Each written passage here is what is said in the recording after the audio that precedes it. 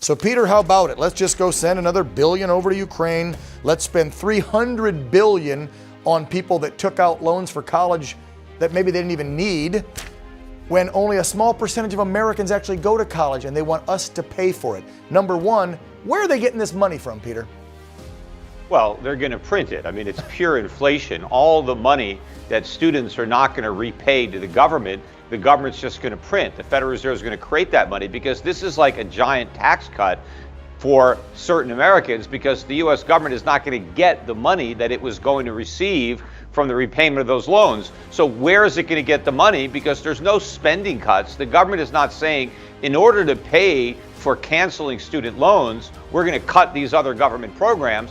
So all this is inflationary. But of course, the moral hazard here is enormous. Remember, the only reason we have all these student loans is because the government provided them or guaranteed them. The only reason college is so expensive is because the government provides so much money in the way of loans.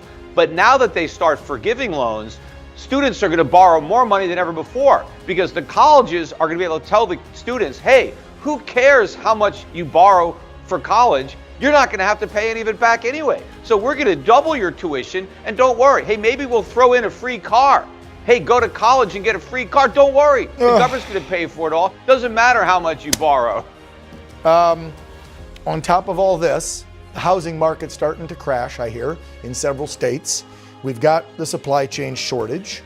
And Joe redefines recession, because obviously you saw that stat. Almost every economist, and I'm sure you're one of them, says we're either in one or headed for a real deep one by next year. These two things, keeping shucking out money to Ukraine and this paying off college debt, is only going to make it worse, isn't it?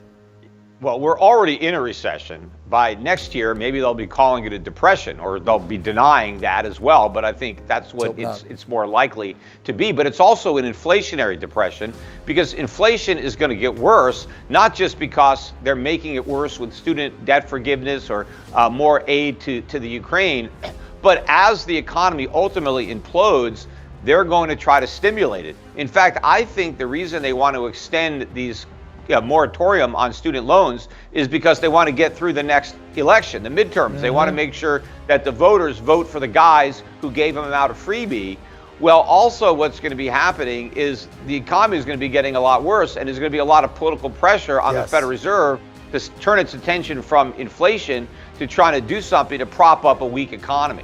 Well, I've been told it's not even legal for the alleged president to do this. The money won't even show up till next year if it does. So this is all political to try and get voters, because they know Democrats are in deep come November. They're buying votes, and kids, you're probably not even going to see this money. It's not even going to happen while they say they're going to pay your college debt. Plus, what a slap in the face to all the American families who paid for their kids, or the individuals who took the loan and paid it off. It's un-American. But you know what? It's nonsense, Peter.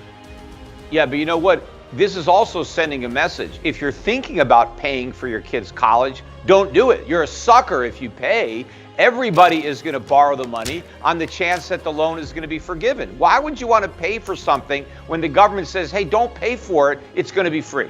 Well, hopefully Republicans stop it from even being funded and it happens, because this is, again, so anti-American. Peter Schiff, chief economist, global strategist, founder over at Schiff Gold, and the owner of Europac Bank. As always, thank you for your expertise. Sounding off. Take care, Peter.